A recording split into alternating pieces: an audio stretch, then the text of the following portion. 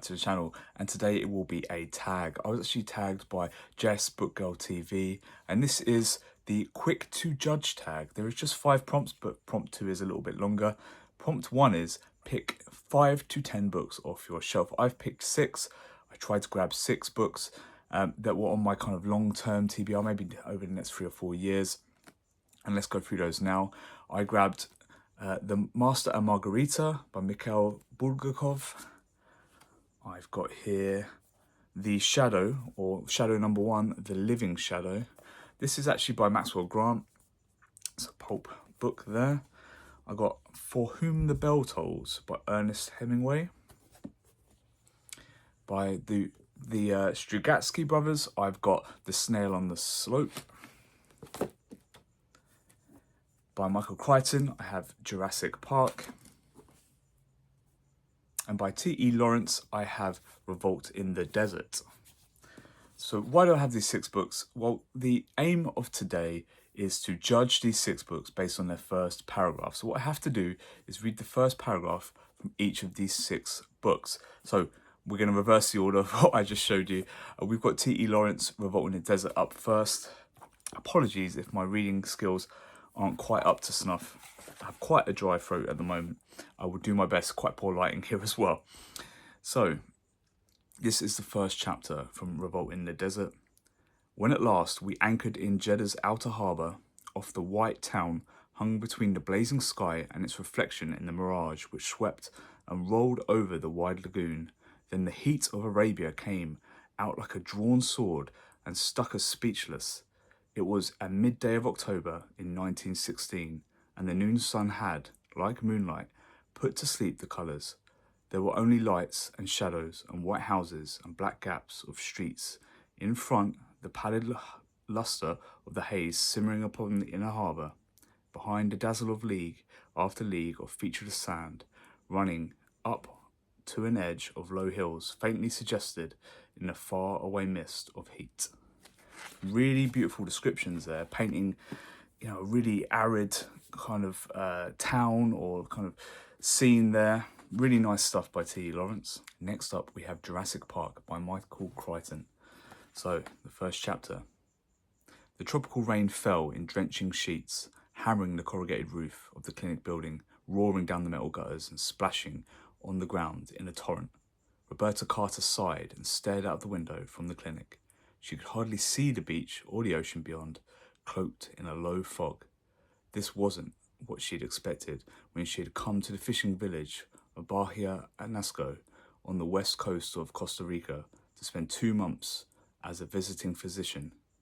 Bobby Carter had expected sun and relaxation after 2 grueling years of residency in emergency medicine at Michael Reese in Chicago.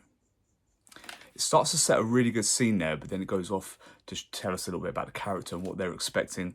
It's not bad stuff. I'm not quite sure it's up there with T.E. Lawrence, though. Next up, we have the Strugatsky brothers, and we have The Snail on the Slope. So here's the first paragraph.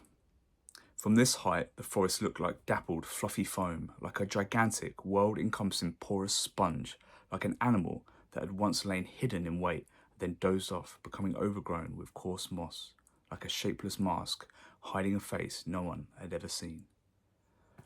Wow, okay, that's special. This is a translated work, and if that's how it comes across in Russian, that is exceptional for a first opening paragraph. I have to say, Strugatskys might have it so far. Next up, we have For Whom the Bell Tolls by Ernest Hemingway. He lay flat on the brown pine needle floor of the forest, his chin on his folded arms, and high overhead the wind blew in the tops of the pine trees. The mountainside sloped gently where he lay, but below it was steep, and he could think of the dark of the oiled road winding through the pass. There was a stream alongside the road, and far down the pass he saw a mill beside the stream, and the falling water of the dim, white, and summer sunlight. It's beautiful stuff, very nice prose, isn't it? I started a little bit there, but I don't think that is Ernest Hemingway's fault. Let's move on to our next book. Next up, we have The Living Shadow by Maxwell Grant. The fog was thick at the centre of the bridge, where the man stood, leaning against the rail. Although the streets of New York were scarcely 100 yards away, he might have been in a little world all of his own. For the only light in the midst of that cloud of black night fog came from an arc light on the bridge. Very moody, exactly what you'd expect from a book called The Living Shadow. And last we have The Master and Margarita by Mikhail Bulgakov.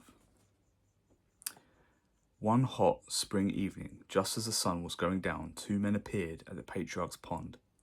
One of them, 40-ish, wearing a grey summer suit, was short, dark-haired, bald on top and paunchy, and held his proper fedora in his hand. Black horn-rimmed glasses of supernatural proportions adorned his well-shaven face. The other one, a broad-shouldered, reddish-haired, shaggy young man with a checked cap cocked on the side of his head, was wearing a cowboy shirt, crumpled white trousers, and black sneakers. So we're setting up two very different characters there at the start of the book. No idea where that's going to go from there. I picked these 6 books at random, and as you can tell, they all have wildly different starts, mostly lending to the styles and the genres of the books, I suppose. So the next prompt is to rank these books. Now, this says nothing to the quality of these books at all.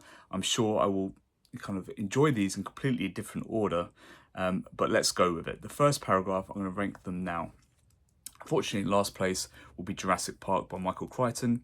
The prose quality wasn't quite as high. It didn't really give me a lot to go on very early on. Not bad. It was, to be fair, all 6 very highly rated novels, so I was expecting good paragraphs from all. Next up, I've got Mikhail Bulgakov, The Master and the Margarita. 2 very good descriptions of 2 characters, but not really too much to draw me into the story in the first paragraph. Third, I went with the moody The Living Shadow. I thought this gave me a little bit more atmosphere and a little bit more kind of setting than the other 2 that I've already held up.